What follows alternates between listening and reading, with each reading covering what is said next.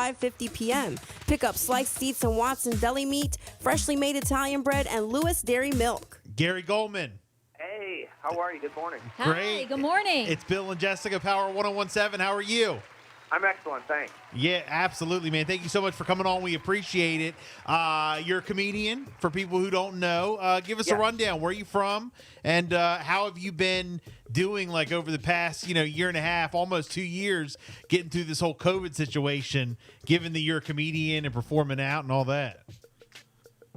Yeah, I'm from Massachusetts originally. I live in New York City now, and I will say that I was inactive as a comedian during the crux of the pandemic. I was writing a book, a memoir about my kindergarten through 12th grade that is called K through 12 for Macmillan Publishing. So that'll come out in 2023. But I only started performing again last June, live shows, and I have to tell you, I am so grateful that we've been able to return to live shows, because it's not the same doing it in over the internet or anything like that. So I'm truly grateful, and the audiences have been so enthusiastic and happy to be out and about again. So I'm so thrilled to be back out on tour. Yeah, no, absolutely. I bet we'll go over some of your tour dates, because you are coming close to here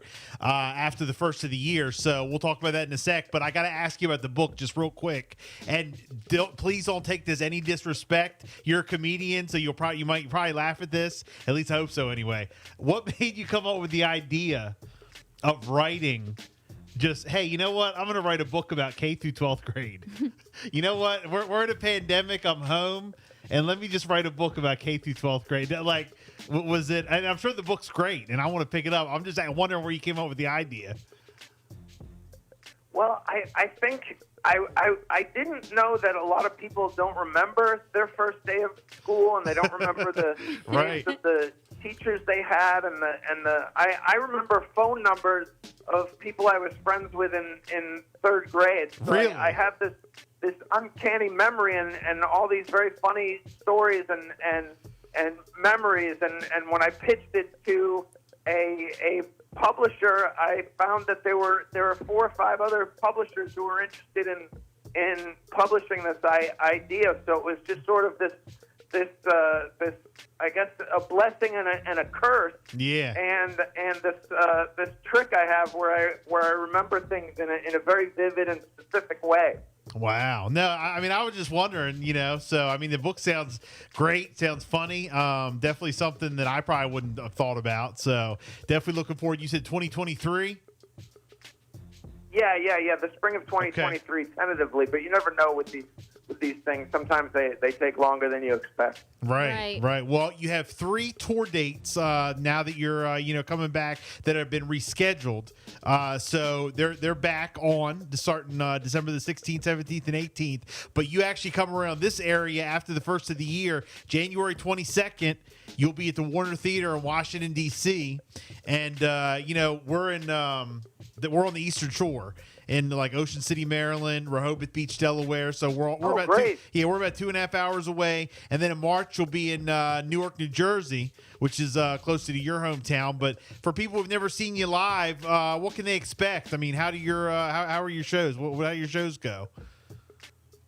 Well, I do about an hour and a half, so they definitely get their money's worth, and I am known as sort of an observational but quirky sort of comedian. I have my most popular video is this joke that I do, which is around 7 minutes long, about how the states got their abbreviations, and it's a fake documentary that I create.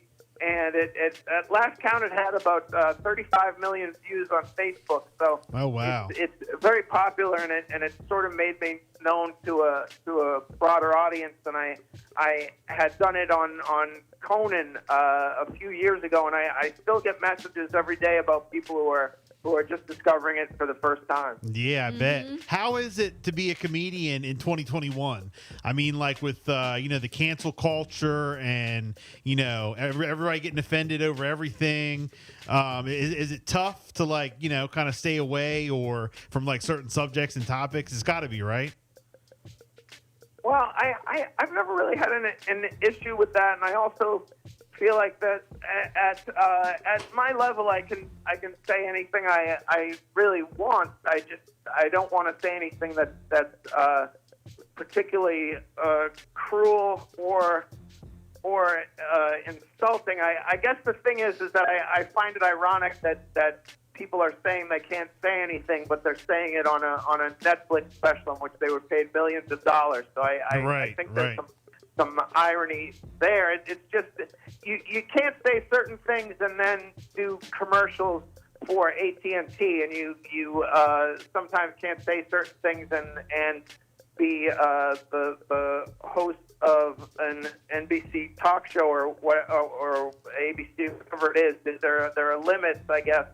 But there always have been, and I haven't seen anybody going to jail for saying anything the way Carlin did and Lenny Bruce. So I don't have an issue with it, but it is a concern for certain comedians. Yeah, totally. Well, do you try to stay away from politics, or do you do politics? You do, anything on Biden or Trump, and like it's got to be difficult because they alienate the audiences, or do you just totally stay away from it? Just wondering.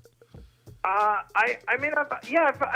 mentioned some things over the years in a topical fashion, and I do.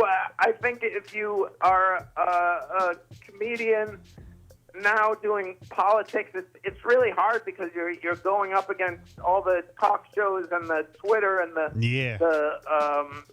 the TikTok and everything. So it's hard to come up with something new. So I've always steered away from topical stuff. But I know there are comedians who make their living off that, but that's never been my avenue. It's tough because we're like in a different world. Like back in the day, you used to be able to crack on anyone who was in office. It didn't matter what political side they're on or whatever. Like back in the day, it was just like, oh, we goof on everybody. But like nowadays, you goof on somebody who somebody supports or whatever. Oh my God, you're like the devil. Like they don't want to see you. They go crazy. It's like, can't we just all laugh together about everything? Like, don't take yourself so seriously. Goof on yourself, but now, I mean, look, if you're a Democrat or Republican and you goof on somebody in the party, oh my God, you're toast. It's crazy world.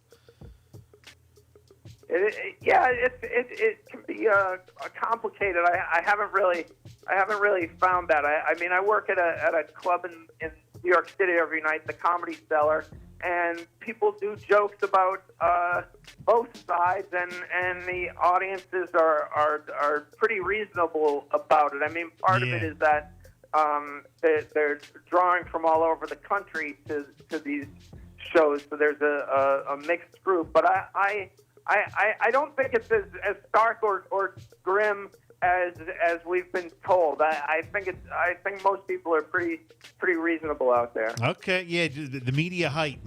Well, look, definitely. Comedian Gary Gulman, you're Born on Third Base, rescheduled tour dates, and of course the Peace of Mind tour. For people who want more information on that, go ahead and give out your website and social media.